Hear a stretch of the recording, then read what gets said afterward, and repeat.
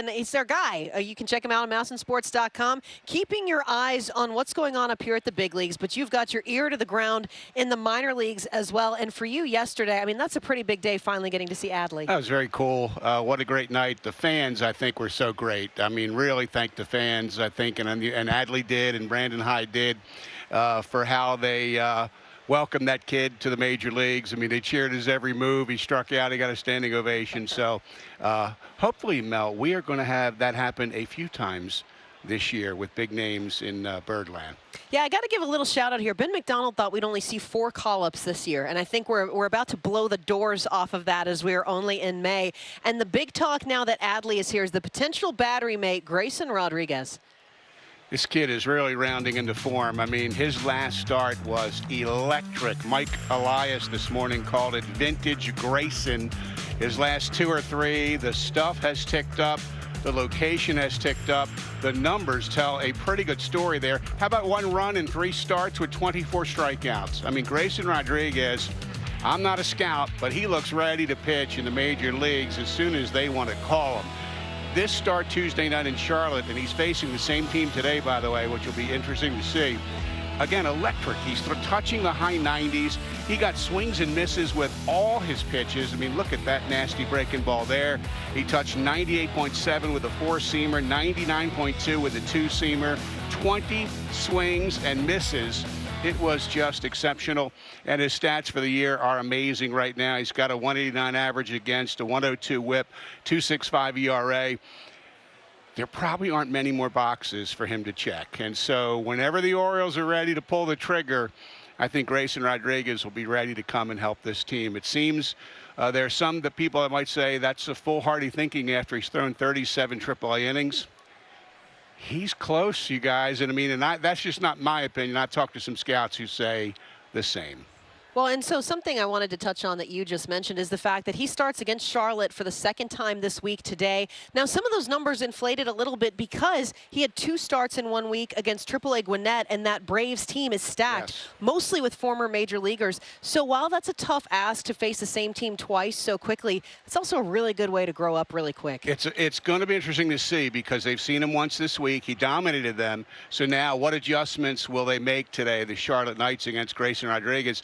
And you made a great point. The Gwinnett team that hit him pretty good twice in a row had a lot of major league experience in their lineup.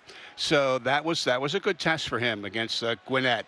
And so we'll see how Grayson does today. But, I mean, this kid is locked in right now. I expect he'll do well. I mean, he's on his way.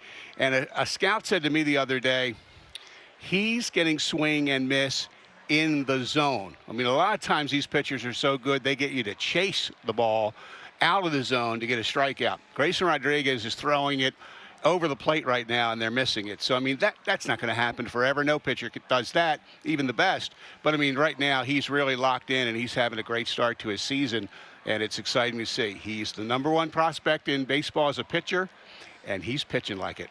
And it's going to be so exciting to see some of these names finally coming up. Now, Bowie's still trying to find their offensive identity, but Aberdeen, just that step below. They have been rolling this year. You take a look, that 26-10, best record in the minor leagues, averaging over 5.5 runs per game, 71 stolen bases. We're in May, Steve. And look at the pitching. I mean, it's kind of unheralded names on that pitching staff. But right now, Justin Armbruster, Gene Pinto, Houston Roth, Carlos Tavera, Peter Van Loon was touching 96 the other night. Ignacio Feliz, people won't even talk about this kid because his ERA is 5.11, but he had a really bad start early, which inflated the stats. Feliz is touching 98. So some really special things are happening. And we showed the offensive numbers. They're scoring 5.58 runs a game. They have the best record in all of minor league baseball right now. That's 120 teams, by the way, so that's pretty good. 26-10, and that's after they lost 2 in a row. They still have the best record in minor league baseball. So the staff is connecting. The chemistry is tremendous right now for the Aberdeen Ironbirds, and a lot of special things are happening there. Well, and you just mentioned the staff being such a big part of that, the connectivity that they're able to bring. I got to talk to Tyler Nevin about this a little bit, and of course he's newer, but one thing he remarked about was that the staff at every stop along the way has the same plan for that one guy. It's not one fits everybody, but at the same time, each jump you make, there's nothing stark that you're having to learn or change. Right. I mean, you've seen this staff, so how big is that to just be on the same page? That's a lot of work. It's big. It's big for the Oriole organization to have that, and I mean, they've made some really good hires. They've got a lot of young talent in their coaching staff, like they got a young talent on the field. I mean, it's a rising star like Ryan Fuller, who's here in Baltimore now. Justin Ramsey's here in, is in AAA now, and he may be in Baltimore one day. Who knows? Chris Holt has done such a good job, and Darren Holmes with the staff here. But it filters down through the system. They are uniform how they're teaching. Last year, big topic on the farm was swing decisions and the great on-base percentages we saw on the farm, and now the Orioles are doing a little better in that here.